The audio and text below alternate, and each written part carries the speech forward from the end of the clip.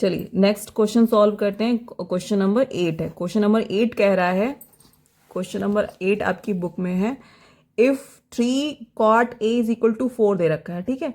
Check whether 1 minus tan square A upon 1 plus tan square A is equal to cos square A minus sine square A और not, ये दोनों आपस में equal हैं या नहीं, ये चेक करना। तो चेक करने के लिए हमें क्या शो करना पड़ेगा कि एलएचएस साइड की वैल्यू आरएचएस साइड्स की वैल्यू बराबर है। अगर बराबर होती है तो ठीक है, नहीं है तो नॉट दिखाएंगे, ठीक है। तो चलिए चेक करते हैं। ये गिवन जो हमारे पास है उसको देख लेते हुए, तो हमारे पास गिवन क्या है, हमारे पास given cot A is equal to 4 है, ठीक है। तो cot A is equal to 4 upon 3 कर लेंगे हम अपनी सुविधा के अनुसार। अब एक हम ट्राइंगल शो कर लेते हैं। ट्राइंगल कंस्ट्रक्ट कर लिया हमने, इसको मान लिया हमने ए, फिर ये बी हो गया और ये सी हो गया। कॉट ए के अकॉर्डिंग क्या हो जाएगा, कॉट ए हमारा क्या होता है, पंडित बद्री प्रसाद हर हर भोले में। ये हो गया साइन, ये हो गया कॉस, ये हो गया टेन। टेन क्या होता है, P upon B means perpendicular upon base, और कॉट किसका रेसिप्रोकल होता है, टेन का, तो मीन्स क्या हो जाएगा, बेस अपॉन परपेंडिकुलर। तो इसके अकॉर्डिंग ए के अकॉर्डिंग इस ए, इसको हमने ए माना ना, एंगल ए दे रखा है, ये एंगल ए है, इसके अकॉर्डिंग हमारा क्या हो जाएगा, ये हमारा बेस है, ये हमारा परपेंडिकुलर है और ये हाइपोटेनियस है।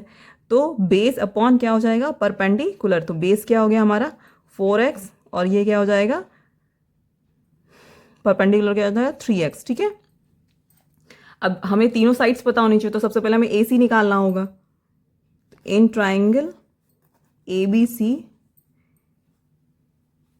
यूजिंग पाइथागोरस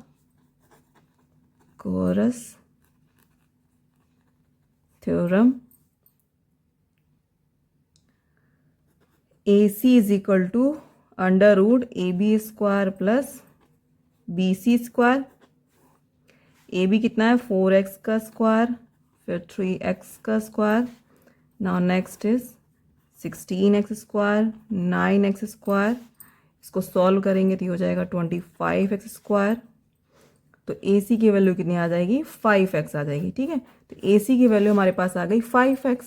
अब हमको प्रूफ क्या करना है, हमें वेदर चेक कराना है, हमें दिखाना है कि ये जो साइड है वो इस साइड की इक्वल है ना। तो सबसे पहले हम एलएचएस को ले लेंगे, एलएचएस की वैल्यू ले लेंगे। टेक एलएचएस, क्या कह रहा है, 1 minus tan square A upon 1 plus tan square ए। अब वैल्यू पुट करेंगे। टेन क्या होता है हमारा पास, टेन क्या होता है, कॉट का उल्टा होता है, ठीक है। टेन क्या होता है, कॉट का उल्टा होता है।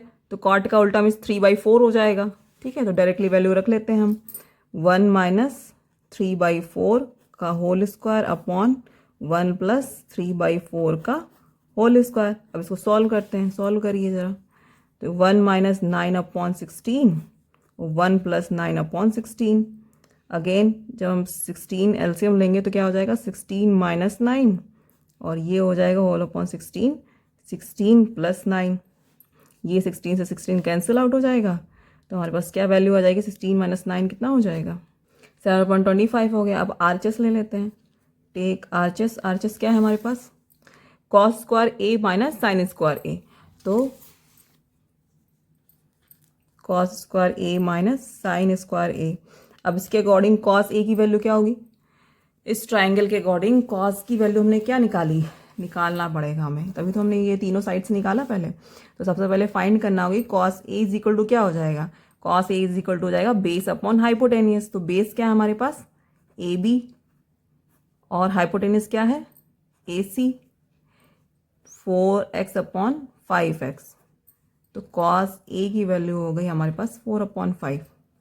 और साइन ए की वैल्यू क्या हो जाएगी, साइन का होता है perpendicular upon hypotenuse, means B C upon A C. तो बी सी क्या हो जाएगा 3x upon 5x, X X से कैंसिल। तो साइन ए की जो वैल्यू हो जाएगी वो 3/5 हो जाएगी, ठीक है। अब दोनों वैल्यूज़ हम यहाँ पे रखते हैं। तो कॉस की वैल्यू 4/5 का होल स्क्वायर माइनस 3/5 का होल स्क्वायर। 4 का हो जाएगा 16/25 माइनस 9/25। 16 में से 9 गया 7/25। 25। This is the answer. अब देखो आंसर क्या हो गया, ये दोनों वैल्यू क्या आ रही है हमारी, हेंस ये वैल्यू आपस में क्या है, बराबर है। मीन्स कि LHS की जो वैल्यू है वो RHS के इक्वल आ गई। ठीक है।